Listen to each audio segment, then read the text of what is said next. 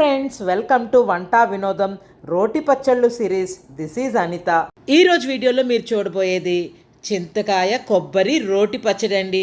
చింతకాయ పేరు వింటేనే నోట్లో లాలాజలం ఊరిపోతూ ఉంటుందండి. దాంతో ఏ వెరైటీ చేసినా పుల్ల పుల్లగా భలే టేస్టీగా ఉంటుంది అనిపిస్తుంది నాకు. వేడి వేడి అన్నంలో కొంచెం పచ్చడి వేసుకుని నెయ్యి బొట్టు తగిలించుకుని తింటుంటే ఆహాహా, ఆ టేస్టే వేరండి. మొత్తం అన్నమంతా ఇలాంటి పచ్చళ్ళతోనే తినాలనిపిస్తూ ఉంటుంది.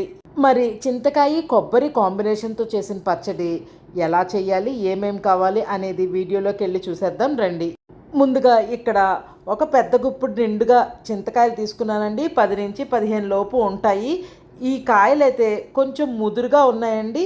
పైనుంచి కొంచెం ఇలాగా పీల్ చేసేసుకోవాలి. అదే లేత చింతకాయలు అయితే అవసరం లేదు. పెద్ద చింతకాయలు లావుగా ముదురుగా ఉన్నవి మాత్రం కొంచెం పీల్ చేసేసుకొని అలాగ ముక్కలు ముక్కలుగా తుంచుకొని గింజలు లాంటివి ఉంటే తీసేసుకోవాలి. అలాగే ఈ పచ్చడికి ఒక చిప్ప కొబ్బరి దాకా పడుతుందండి.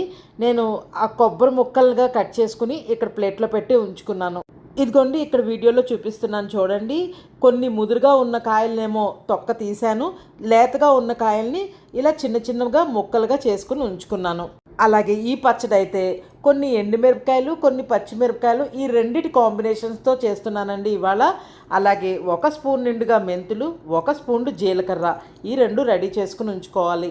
పొయ్యి మీద ఒక కడాయిని పెట్టుకుని ముందుగా మెంతుల్ని వేసి 1 నిమిషం పాటు వేగించుకోవాలి. 1 నిమిషం పాటు మెంతులు వేగిన తర్వాత జీలకర్రను కూడా వేసి వేగించుకోవాలి.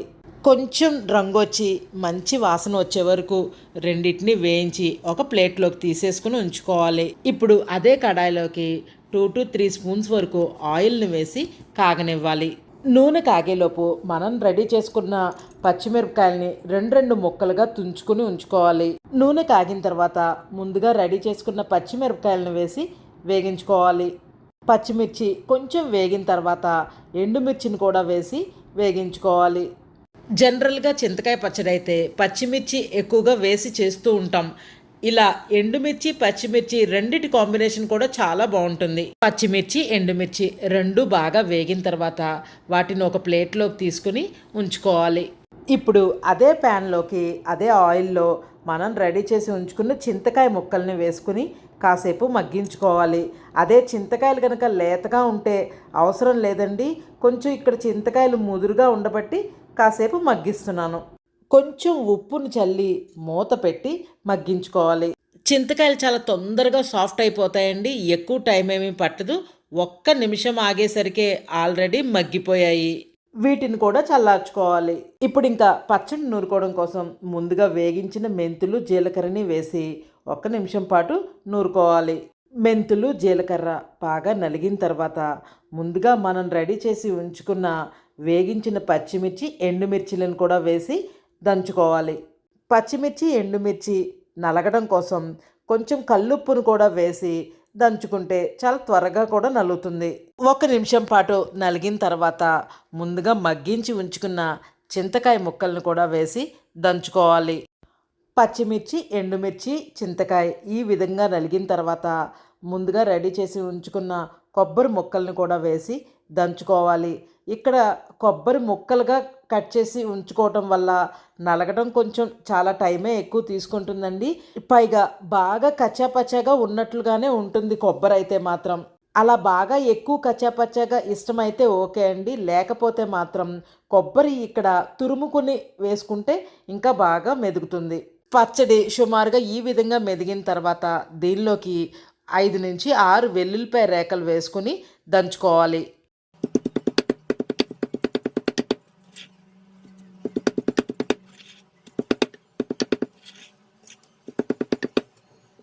ఇప్పుడు పచ్చడికి కొంచెం తాలింపు వేసుకోవాలండి. దానికోసం 2 to 3 స్పూన్స్ ఆయిల్ని వేసి కాగిన తర్వాత పచ్చిశనగపప్పు, చాయ్ మినపప్పు, ఆవాలు, జీలకర్ర, ఎండుమిర్చి, కరివేపాకు, ఇంగువ వేసి తాలింపు వేసుకోవాలి. ఇలాంటి పచ్చళ్ళకి చాలామంది తాలింపులు వేసుకోరండి. ఇష్టం లేకపోతే మానేయచ్చు. కానీ తాలింపు వేసుకోవడం వల్ల ఇంగు ఫ్లేవర్తో పచ్చడి చాలా అద్భుతంగా టేస్టీగా ఉంటుంది. ఫ్రై అయిన తాలింపు అంతటినీ కూడా పచ్చట్లో వేసుకుని కలుపుకుంటే చింతకాయ కొబ్బరి రోటి పచ్చడి రెడీ అయిపోయినట్లేనండి. చూస్తుంటేనే నోట్లో నీళ్లు ఊరిపోతున్నాయి కదండి. రియల్గా చాలా బాగుందండి. వేడి వేడి అన్నంలో కొంచెం పచ్చడి వేసుకుని తిన్నా చాలండి. ఆ రోజుకి ఎంతో హ్యాపీగా ఉంటుందనిపిస్తుంది. పుల్ల పుల్లగా, కారం కారంగా పచ్చడైతే చాలా టేస్టీగా ఉందండి. మరి మీరు కూడా చేసి చూసుకుని మీకు ఎలా వచ్చిందో నాతో కామెంట్స్లో తప్పకుండా చెప్పండి. అలాగే నా ఈ వీడియో కనుక మీకు నచ్చినట్లయితే please like, share and subscribe. మరొక మంచి వీడియోతో మీ ముందుంటాను. Thank you so much.